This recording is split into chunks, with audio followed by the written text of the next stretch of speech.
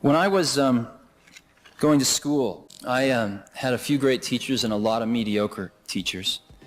And the thing that probably kept me out of jail was books, because I could go read what Aristotle wrote or what Plato wrote, and I didn't have to have an intermediary in the way. And a book was a phenomenal thing. It got right from the source to the destination without anything in the middle. The problem was you can't ask Aristotle a question. And I think as we look towards the next 50 to 100 years, if we really can come up with these machines that can capture an underlying spirit or an underlying set of principles or an underlying way of looking at the world, then when the next Aristotle comes around, then maybe someday after the person's dead and gone, we can ask this machine, hey, what would Aristotle have said? What about this? And maybe we won't get the right answer, but maybe we will. And that's really exciting to me. And that's one of the reasons I'm doing what I'm doing.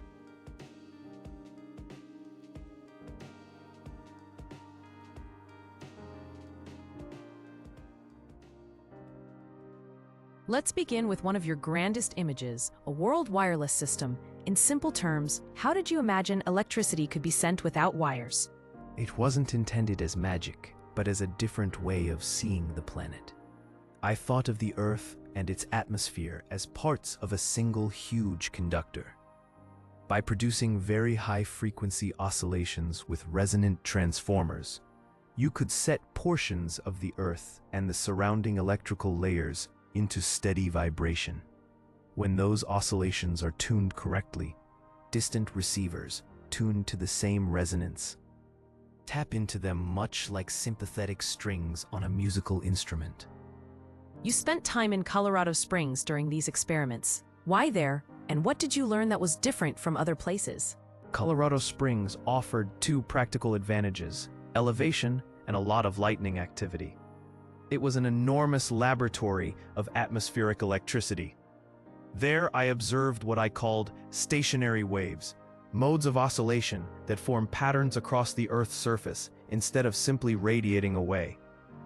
Those modes suggested energy exchange between tuned points with surprisingly little apparent loss. You use the term skin depth in your notes.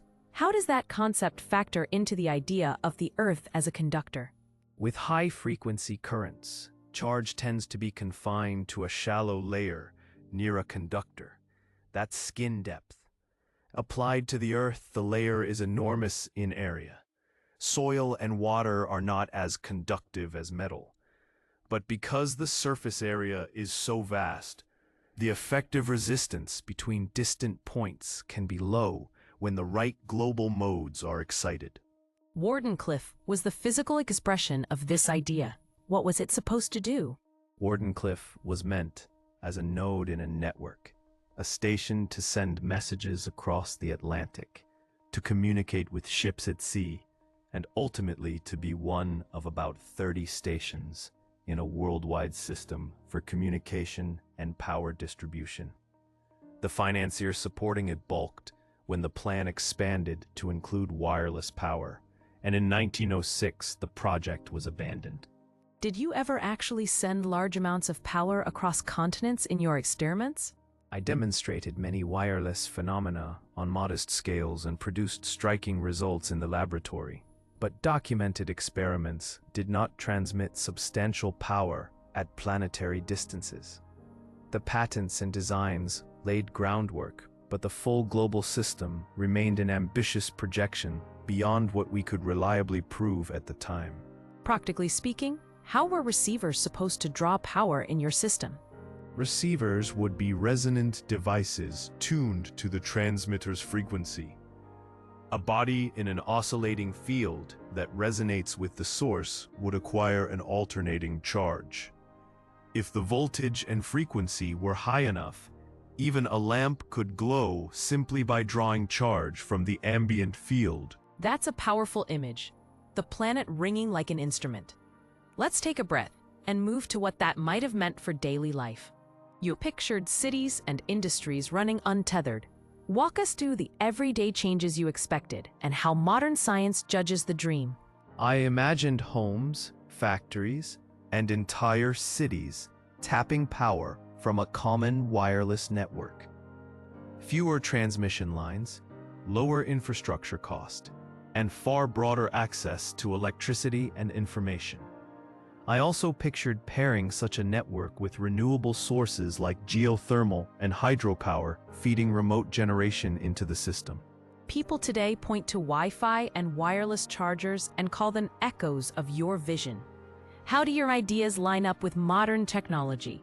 The core ideas of resonance and tuning and sending power without direct conductors, anticipated principles, now used in short-range wireless charging and in communication.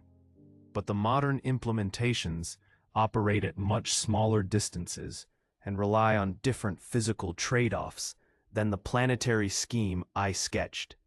The scales and the engineering constraints differ. Critics argue a planetary scheme is impractical. What are the core limitations you see?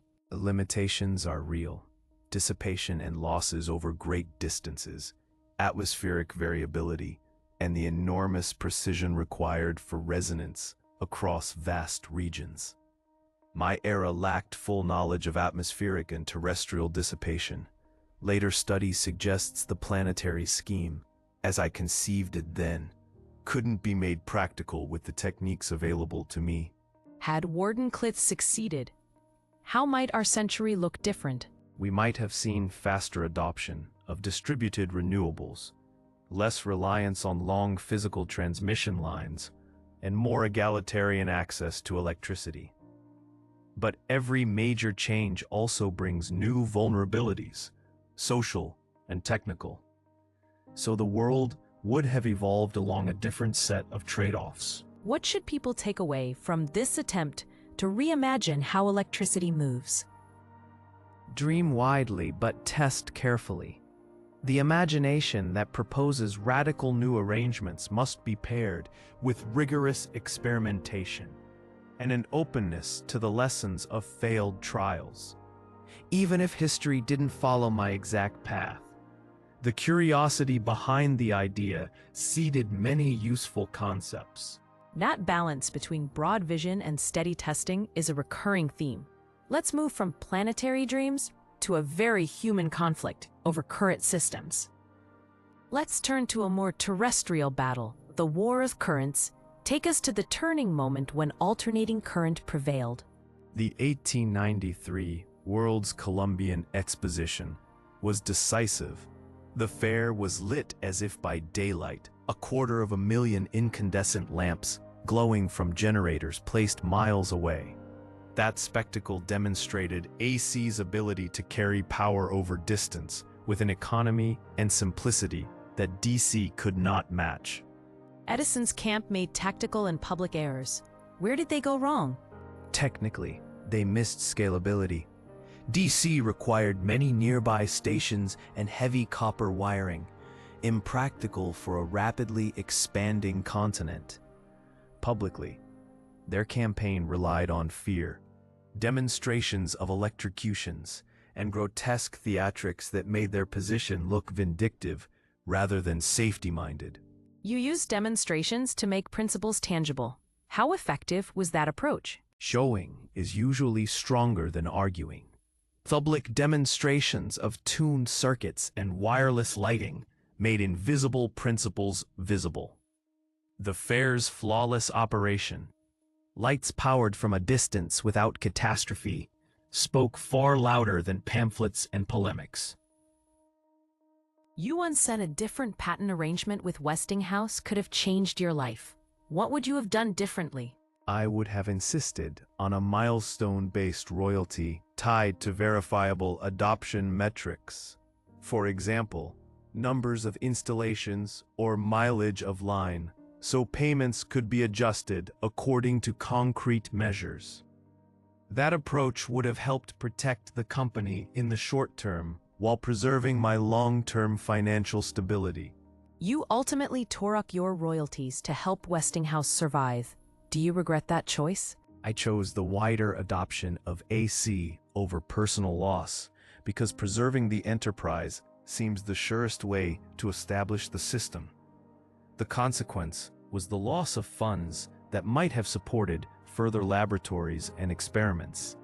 It altered the course of my later work, and that cost is real. If museums were to teach that era properly, what should they preserve and display? Preserve the 1888 lecture before the American Institute of Electrical Engineers, the Westinghouse correspondence from 1890 to 1895, accounts of the Chicago Exposition, and reconstructions of polyphase generators and wireless lighting. Show visitors how engineering, law, and public persuasion combine to determine which technologies won. That helps put the technical fights in human context. Let's move from currents to claims of invisible signals and contested patents. Radio and remote control, you were on the bleeding edge. Let's talk about patents and credit. Your 1897 patent mattered a great deal. Patent number 645-576 described a configuration of 4 tuned circuits, 2 at the transmitter and 2 at the receiver, all tuned to the same frequency. That specific apparatus enabled selective transmission and was a concrete step toward practical wireless communication. The Patent Office initially rejected Marconi in 1903 and reversed itself in 1904. What happened there? At first, the examiner cited my patents as prior art and rejected Marconi's claims, even noting that a Tesla oscillator was well known.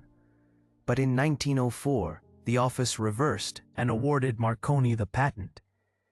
That reversal did not rest on any new technical rebuttal, and likely reflected commercial and political pressures rather than a purely scientific judgment. That must have been painful. How did you react to losing recognition at the time? It was frustrating. I had demonstrations and patents documenting my work. Administrative decisions that ignore clear technical precedents wound personal pride, and the principle that invention deserves accurate attribution. Recognition matters, both for historical truth and for the economics that support further work. The Supreme Court later revisited the matter. What did the 1943 decision conclude? In Marconi Wireless Telegraph Corporation v. United States, the court found that Marconi's work had been anticipated by earlier inventors, including myself, and noted that I had used 4 tuned circuits before Marconi. The decision invalidated some of Marconi's patents and recognized the foundational priority of earlier contributions. You didn't live to see that ruling. Does the late timing change how we should feel about it? The late vindication matters, for the record, but is also poignant. Institutional correction often arrives only after the inventor is gone. That underlines the importance of rigorous documentation and archival preservation, because commercial forces can obscure technical truth. If you had access to modern telecommunications, what would you try to build first? I would work to synthesize a global wireless power and communication grid integrated with satellites and fiber backbones, and use intelligent controls for real-time balancing, merging energy and information flows, the way I once imagined, but with modern tools to manage scale and safety. It's a striking continuity, the same vision, updated with new tools. Next, tell us about the way you invented mentally building machines before you built them. You often built whole machines in your head before touching metal. Describe how that imagination worked and whether it can be taught. I construct ideas by mental assembly and operation. The device appears in my mind with solidity. Its parts, movements, and responses, and I run it through scenarios until it behaves correctly. I refine it mentally until the physical construction becomes a confirming step rather than an exploratory one. That sounds like running lab tests inside your head. Did you follow a particular set of stages? Yes. It starts with visualization, moves to mental simulation under varied conditions, and proceeds to systematic refinement until the model seems complete. Only then do I move to physical verification, which saves time and materials because the prototype has already been vetted by the laws of physics as I understand them. Is that purely an innate skill, or can someone learn to do it? It can be trained. I developed it through childhood exercises that disciplined intrusive images into productive rehearsal. Modern practice can teach it by beginning with simple imagery, advancing to assemblies, and always grounding the work in material and mechanical laws, so the imagination respects reality. How does this map onto modern tools like computers and AI? Physics-informed simulations and multimodal environments capture aspects of the method by enforcing conservation laws and cross-sensory consistency. Iterative design algorithms emulate systematic refinement, but any virtual system must validate its prototypes against physical reality before we trust them. For aspiring inventors today, what concrete first exercises would you recommend? Start with geometric visualization. Move to familiar mechanisms. Practice changing parameters mentally. And always check your mental models against material limits and conservation principles. Keep selective documentation of iterations and use mental rehearsal to reduce waste before building.